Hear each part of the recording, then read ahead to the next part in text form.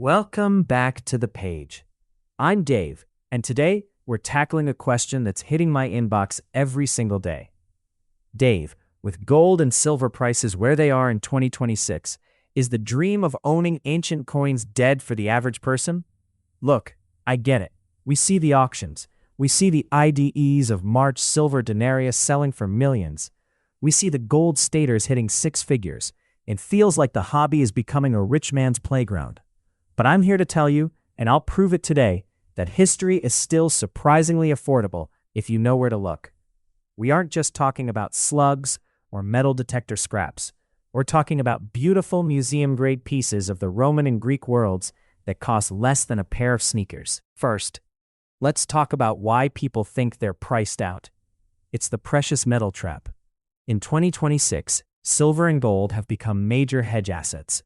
When you buy a silver Roman denarius today, you aren't just paying for the history, you're paying for the silver content and the investor premium. Investors have flooded the silver market, driving up the price of even common 12 Caesar coins. If you're chasing silver, yes, it's getting expensive. But here's the secret. The Romans were a bronze-based economy for the common people.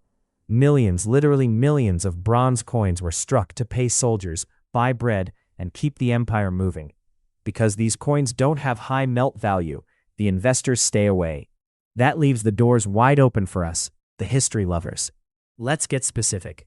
If you want a piece of Rome in your hand by next week for under $50, you want late Roman bronzes, specifically from the Constantinian Dynasty, roughly 306 to 364 AD. During this time, the empire was massive, and the mints were working overtime.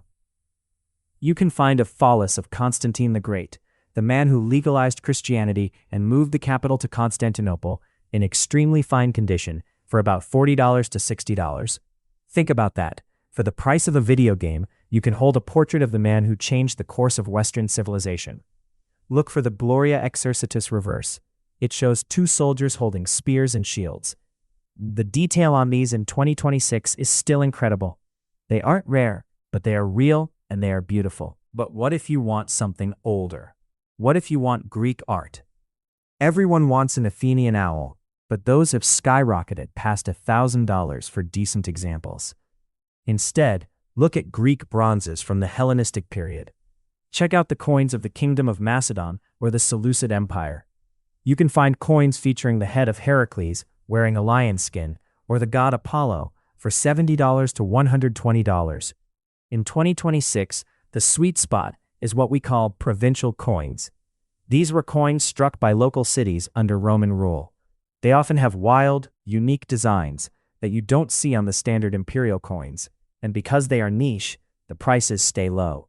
It's the smartest way to build a high-grade collection without a high-grade bank account. Now, a warning from the Diggin Dave. Because prices are rising, the fakes are getting better. In 2026, AI-driven die matching and high-end 3D printing have made flea market finds more dangerous than ever. Rule number 1, stay off the uncleaned lots on eBay. 10 years ago, you could find gems. Today, most of those lots have been cherry-picked or are just rusted washers. Rule number 2, use platforms like Vcoins or MA shops. These dealers sign a code of ethics and offer a lifetime guarantee of authenticity. In this hobby, you don't just buy the coin, you buy the reputation of the person selling it. History shouldn't be a luxury. It's our shared heritage. Don't let the investor hype of 2026 scare you away from the joy of holding the ancient past.